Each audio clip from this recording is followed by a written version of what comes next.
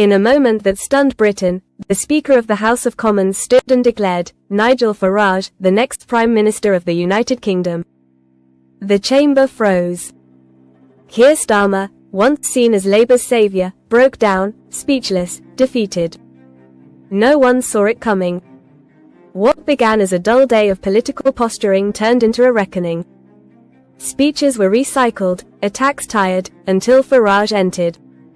He wasn't there to debate. He came to conquer. Dressed like a man claiming a throne, he moved through Westminster like a storm. When he rose, the chamber held its breath.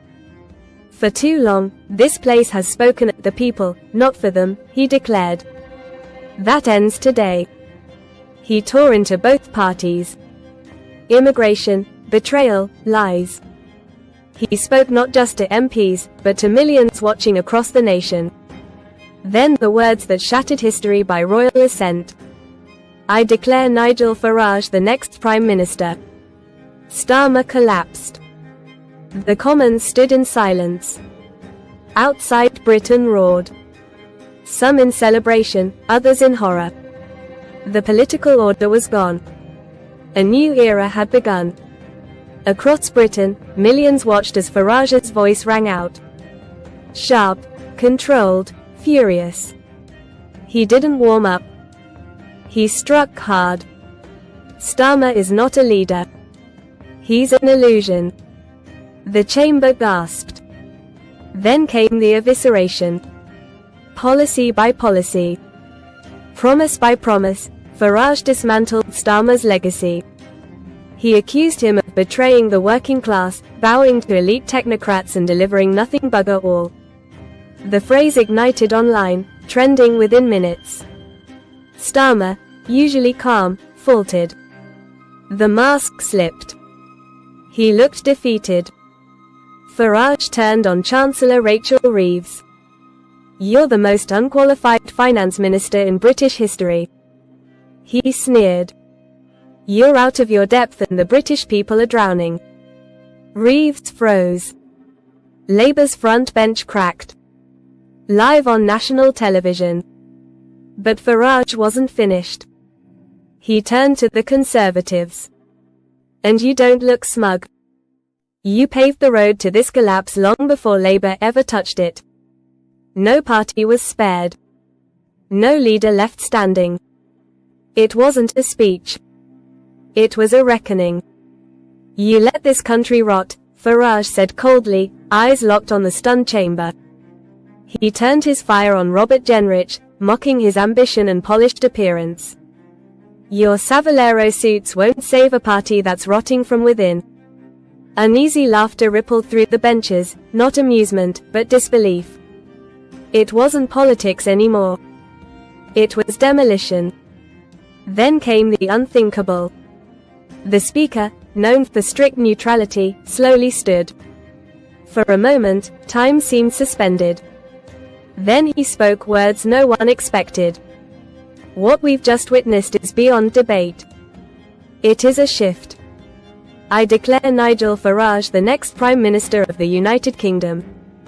The chamber fell into stunned silence. Keir Starmer sat frozen. His hands trembled. His face was ashen. He tried to stand but collapsed back into his seat. Around him, his allies were motionless, broken. No defense, no plan, just the echo of collapse. Farage stood still, composed. A man who hadn't just given a speech, but ended an era. The old order was gone. The revolution hadn't come with riots. It came with words. In a parliament session that began like any other, the air shifted. Something unspoken passed through the chamber. Nigel Farage stood at the dispatch box, not as a protester, not as a sidehow, but as the man who had brought the political establishment to the brink. As he spoke, the mood changed. MPs shifted uncomfortably. Some looked away, others stared, not with defiance, but with something more disturbing. Recognition. In Farage, they saw what their own leaders had long lost. Conviction, clarity, and power. Behind the scenes, Labour aides were in meltdown. But it was too late. The moment had been captured. Farage's blistering assault and Keir Starmer visibly shaken, unable to defend himself. Across the nation, households sat in stunned silence. For some, it felt like betrayal. For others, long-awaited justice. But everyone watching understood. They had just witnessed history. Farage didn't gloat. He didn't speak again. He let the silence linger, surveying the chamber like a man who knew the war was already won. This wasn't just a fiery speech. It was a reckoning. And in that moment, the illusion that Labour and the Conservatives were the only choices in Britain shattered, exposed under the harsh light of truth. Everyone in the chamber felt it. Farage hadn't appealed to outrage. He'd appealed to truth. His speech targeted the millions who'd been ignored, mocked, and talked down to by a political elite more interested in managing Britain's decline than delivering real change. And he hadn't spared the Conservatives. He mocked their leadership. Hopefuls highlighted their string of broken promises and exposed their growing desperation. On the Tory benches, silence fell like a curtain. They weren't just criticized, they were obliterated. Farage's message was unmistakable. If Labour was weak, the Conservatives were irrelevant. Starmer, after being escorted from the chamber, had reportedly locked himself in his office. To a stunned aide, he whispered, "It's over, isn't it?" No one dared answer. By evening, every news outlet ran the same headline. Farage destroys Starmer. Hours later, polls showed Reform UK surging past both major parties. Before leaving Parliament, Farage made one final statement. He turned to the Speaker and said, "The people have waited long enough." Then he walked out, calm, slow, leaving behind a shattered establishment and a revolution in motion. Deliberate and flanked by his Reform UK colleagues, Farage didn't need to say more. His presence spoke volumes. Across the country, the reaction was electric. People weren't just watching politics. They were witnessing history. In coffee shops, factories, and pubs, the question spread. Did you see that speech? Inside Labour, chaos erupted. Leaks poured out. Backbenters started plotting. Even Starmer's closest allies went silent. The Tories, usually eager to exploit Labour's troubles, said nothing. Their silence wasn't strategy. It was fear. Farage hadn't just given a speech. He had delivered the eulogy for an entire era of British politics. Nothing would ever be the same again. Downing Street turned into a bunker of denial. Starmer vanished from public view. Media appearances were cancelled. Reporters barred from questioning.